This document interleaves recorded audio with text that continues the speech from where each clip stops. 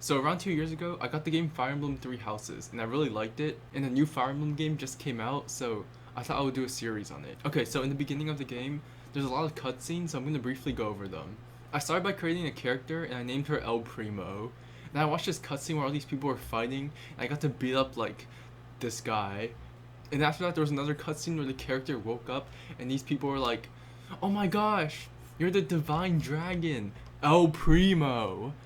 And basically, El Primo was sleeping for 1,000 years, and then we were walking to this castle, and these kids were really dumb, and they got attacked. So me and this old guy had to save them. And then the kids also had like no HP, and I was like, okay, we're screwed. But of course, this is scripted because it's a tutorial. So El Primo used the ring to summon Marth from Super Smash Bros. And then Marth was like, okay, now that you summoned me, you can be OP. But anyway, after that, I destroyed the enemies.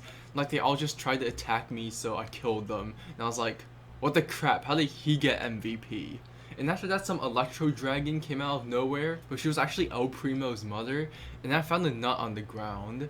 And then the narrator was giving some backstory, but it was really boring, and I realized that the narrator is actually the Electro Dragon, and she was speaking English, and I thought it was really funny. Like, look, they lip-synced the dragon. If his shadow stretches across the land again, then we must fight him anew, as we did in ages past. And then we did a friendly battle, and I clapped that person. And then the next cutscene was in the middle of the night, and our village was getting raided, so we had to do a battle. And in that battle, I realized how terrible my teammates are. Like, these kids literally do no damage. But luckily, these three people came out of nowhere, so I actually had people who could do damage. I think I should probably introduce all the characters before this gets confusing. So this is El Primo, and the guy on the horse is called Vander, and he's the old dude, and the kids are Klain and Fram. And then, for the people who came to save us, the leader guy on the horse is Alfred, and then the archer is Eddie, and then the guy with the axe is Bocheron. Or whatever, I don't know. I don't know if that helps, but I'll just call them by their names so it's not confusing. Oh yeah, and El Primo's mother is called Lumera, but that's not important because right after this battle she died. Yeah, I kind of had a feeling that was gonna happen, but oh well. After that, we went to this other kingdom, but along the way, we had to do another battle. It was basically like the princess person was like gonna die. And then 3 more people got added to my team. So the girl with the weird dress is called Celine, and she's like the princess, like from Clash Royale. And then the flying person is Chloe, and the armor guy is Lewis, but they call him Louis, like from Pikmin.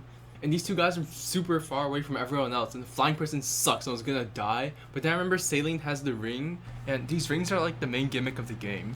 It's how El Primo summoned Marth earlier, and basically each ring has like a character from a past Fire Emblem game, and they all have like an OP weapon and a special ability. And the one that Celine has summons Celica and lets her teleport to like another spot on the map and do like 1,000,000 damage. So I did that, and it was OP. So she teleports to the enemy and kills them. I basically saved the flying person's life. And then she got MVP, I literally don't know how. After the battle, a cutscene played where this weird person saved me, and I was like, oh, let's go, this person's gonna join my team. But then she spoke, and I was like, oh my gosh, her voice sounds terrible. I literally turned down the volume in real life. There's no need to be afraid. It's gone. But luckily, she disappeared, so that's good. And then I went to our base and looked around. I found this dog guy just standing here, and I got to name him Mordis. And then we went to the training area, and there were different mini games for each thing, so I played all of them. I did sit-ups first, which you just spammed the button, and I tried to cheese it by binding one of the buttons on my left controller to A, but it had some kind of anti-cheat because it didn't work. And then the push-up was a rhythm game, except it was stupid. I bet it was because I actually had input lag. And then squats was actually a rhythm game, but it was like the easiest thing I ever played, so you know I all perfected it. And then I polished some of my rings. I have no idea what that was for. And after that, I did the next battle, which was at the castle. I thought I was playing really well, but after I broke open the door, the enemies rushed the Bocheron dude, and he died. And the thing about dying is, when I created my file, I turned on a setting that was basically permadeath, meaning that if any of my characters die, that character would be gone. You know, like, they actually died. And I was not about to let that happen.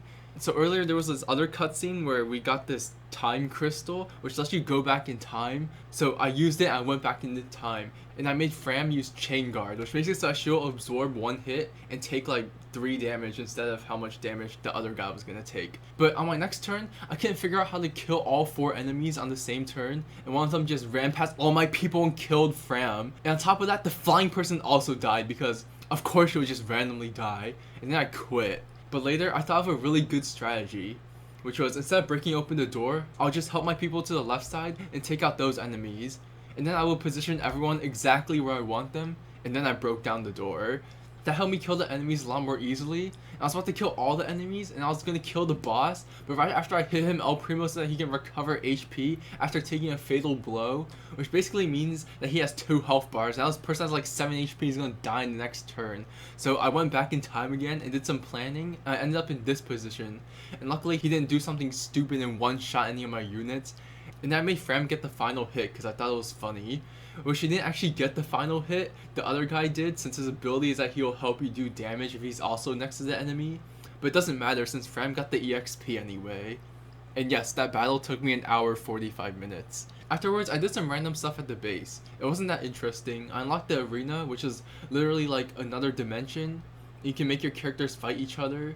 And I did a side quest that unlocked, and it wasn't too hard. I mean, I did have to go back in time like 3 times because my characters were dying.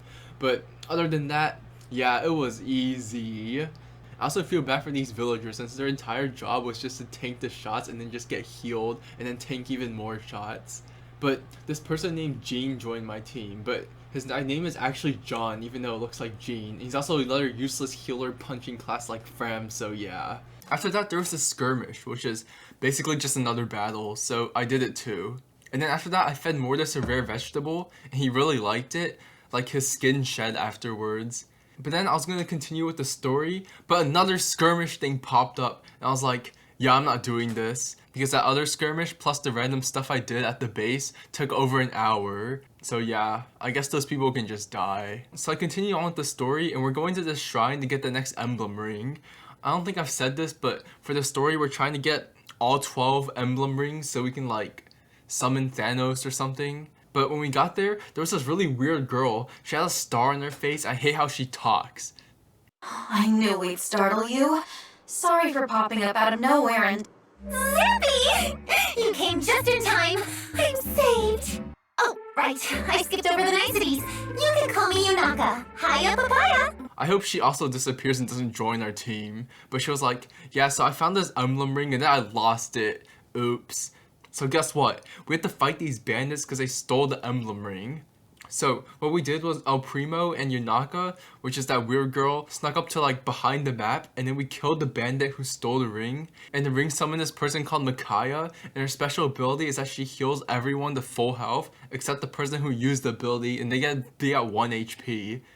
And yeah, I didn't use that this entire match because I swear this level is easier than the side quest and the skirmish I did. Even though this level had this darkness mechanic, which makes it so your render distance is like 2 chunks and you can't see anything. I remember these levels were so stupid in 3 houses because you would just think you were safe, but then 3 enemies just walk out of the fog and kill you. But it's probably because they gave us a ton of ways to light things up. Like, for example, there was this torch item that would increase your render distance all the way to 16 chunks. So after the match, there was another cutscene and we found out that Yunaka actually stole the ring, and El Primo was like, your punishment is that you'll join our team, are you serious? But then after that there was another cutscene. Oh, what a coincidence finding you here. Okay, bye.